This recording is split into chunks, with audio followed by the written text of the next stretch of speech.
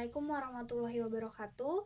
Perkenalkan, saya Jasmine dengan NIM 142190089, mahasiswa Praktikum Sistem Informasi kelas EAB. Sesuai dengan judul pada intro saya, pada video ini saya akan menjelaskan mengenai siklus penjualan sistem pemesanan Kentucky Fried Chicken atau yang biasa kita sebut dengan KFC. Pada bagian ini, saya akan menjelaskan mengenai Kentucky Fried Chicken secara singkat terlebih dahulu. Kentucky Fried Chicken atau KFC merupakan merek yang haknya dipegang oleh PT Fast Food Indonesia Tbk.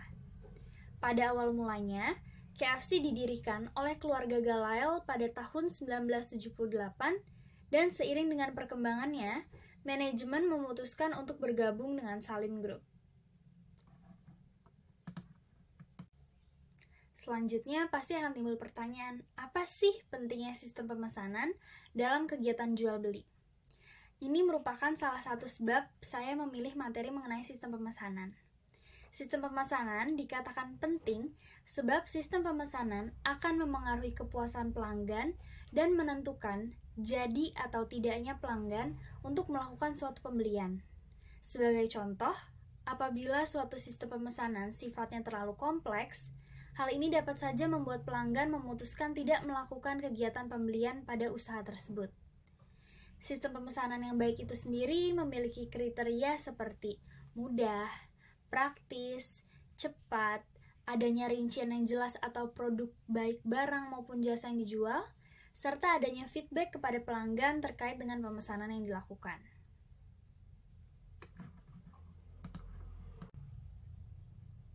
Lalu bagaimana ya sistem pemesanan KFC? Pada dasarnya, KFC sendiri menyediakan berbagai metode pemesanan yang cukup beragam. Seperti pemesanan secara offline, di mana kita dapat datang langsung ke store dan melakukan pemesanan, atau dengan drive-thru, di mana kita dapat melakukan pemesanan tanpa harus turun dari kendaraan kita, atau dengan KFC Home Delivery, dan yang terakhir, kita kini dapat memesan KFC melalui berbagai aplikasi online yang telah menjadi mitra dari KFC, seperti Gojek, Grab, dan Shopee.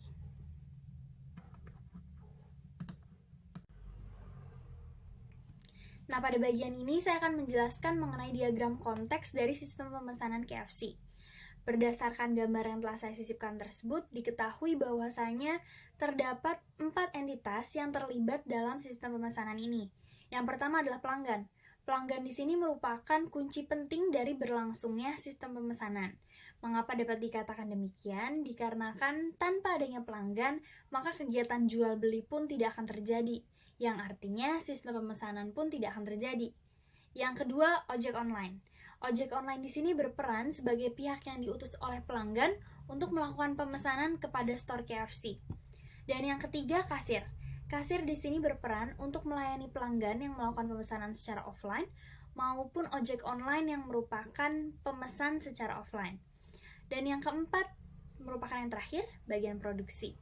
Di sini bagian produksi bertugas untuk mengolah makanan yang nantinya akan diberikan kepada ojek online ataupun kepada pelanggan. Selanjutnya yang perlu dibahas ialah mengenai input dan output dari masing-masing entitas tersebut. Yang pertama, pelanggan memiliki output berupa daftar pesanan dan uang, memiliki input berupa struk dan pesanan. Selanjutnya, ojek online memiliki input berupa daftar pesanan, uang, struk, dan pesanan. Kemudian memiliki output berupa PIN, daftar pesanan, struk, pesanan, dan uang. Yang ketiga, kasir memiliki input berupa PIN, daftar pesanan, uang, hasil produksi berupa makanan, kemudian output berupa struk dan pesanan. Dan yang terakhir ialah bagian produksi. Di sini bagian produksi hanya memiliki output berupa hasil produksi yang merupakan makanan. Mengapa hanya makanan? Dikarenakan terkait minuman maupun es krim biasanya akan disiapkan oleh bagian kasir. Sedangkan bagian produksi hanya fokus untuk mengolah makanan seperti ayam goreng, kemudian french fries, dan lain sebagainya. Nah, pada bagian ini akan dibahas mengenai data flow diagram. Sama seperti sebelumnya mengenai diagram konteks, pada DFD ini juga saya telah menyisipkan gambar yang telah saya buat sebelumnya, di mana kita perlu melakukan analisis terkait hal-hal penting yang perlu dibahas pada DFD ini. Yang pertama, sama seperti sebelumnya, entitas yang terkait ada 4, yaitu pelanggan, ojek online, kasir, dan juga bagian produksi. Setelah mengetahui entitas apa saja yang terlibat, kita perlu mengetahui terkait proses-proses yang terjadi pada sistem pemesanan ini. Yang pertama ialah proses menentukan metode pemesanan yang akan dilakukan oleh pelanggan, di mana pelanggan dapat menentukan pemesanan secara online maupun secara offline. Di mana proses yang kedua, melakukan pemesanan secara online apabila ia memilih secara online. Dan proses yang ketiga, melakukan pemesanan secara offline apabila pelanggan memilih secara offline, atau juga proses ini dilakukan oleh ojek online apabila pelanggan memilih secara online. Kemudian yang keempat, di sini ada proses memproduksi makanan yang akan dilakukan oleh bagian produksi. Dan proses yang kelima, menyiapkan pesanan yang dilakukan oleh kasir. Dalam proses ini juga mencangkup terkait pesanan pelanggan yang berupa minuman maupun ice cream yang nantinya akan disiapkan oleh kasir. Namun terkait makanan seperti french fries, kemudian burger, ayam, itu akan diproduksi oleh bagian produksi. Selanjutnya, proses yang keenam ialah melakukan pembayaran yang dilakukan oleh ojek online. Kemudian yang ketujuh ialah mengantarkan pesanan dan struk yang dilakukan oleh ojek online. Nah, kita akan sampai pada puncak dari video ini, di mana saya akan melakukan penjelasan mengenai flowchart dari sistem pemesanan KFC. Penjelasannya cukup panjang, tapi cukup menarik. Jadi, awal mulanya kita akan mulai dari pelanggan, di mana sebelum pelanggan melakukan pemesanan, pelanggan perlu menentukan terlebih dahulu metode apa yang ingin digunakan untuk memesan menu KFC. Di mana metode yang tersedia ialah secara online dan offline. Maka dari itu di sini ada decision, di mana pelanggan perlu untuk memutuskan terkait metode apa yang akan digunakan olehnya melakukan pesanan. Kemudian, apabila pelanggan menggunakan metode online, maka mula-mula pelanggan dapat memilih dan membuka aplikasi online yang diinginkan. Kemudian, ia dapat memilih restoran KFC dan berlanjut pada tahap pemilihan dan pemesanan makanan. Dalam tahap pemesanan makanan ini, pelanggan sekaligus menentukan metode apa yang sekiranya akan digunakan untuk melakukan proses pembayaran. Setelah melakukan pemesanan, data dari pesanan pelanggan secara otomatis akan terkirim ke ojek online yang lokasinya paling dekat dari store dan juga sedang tidak memiliki tugas. Kemudian, pada saat menerima notifikasi, PIN, dan data pesanan ini, ojek online berhak untuk menerima maupun menolak pesanan pelanggan. Kemudian, notifikasi penerimaan maupun penolakan yang dilakukan oleh ojek online nantinya juga akan diterima oleh pelanggan melalui aplikasi tersebut. Jika ojek online bersedia menerima pesanan, maka ojek online akan langsung menuju ke store. Selain ojek online, setelah pelanggan melakukan pemesanan secara online pada aplikasi, KFC juga akan menerima notifikasi pemesanan dari pelanggan melalui suatu alat bernama Spots. Alat ini biasanya kita temui di KFC maupun perusahaan-perusahaan lainnya, di mana alat ini berwarna biru. Sama halnya dengan ojek online, KFC di sini juga berhak untuk menerima maupun menolak pesanan yang dilakukan oleh pelanggan. Sedangkan apabila pelanggan memilih metode secara offline, maka mula-mula pelanggan dapat datang langsung ke KFC store terdekat untuk melakukan pemesanan. Selanjutnya, baik pelanggan yang melakukan pemesanan secara offline maupun ojek online dapat melakukan antri pada kasir. Setelah menunggu antrian, pelanggan dapat melanjutkan pada proses pemilihan dan proses pemesanan.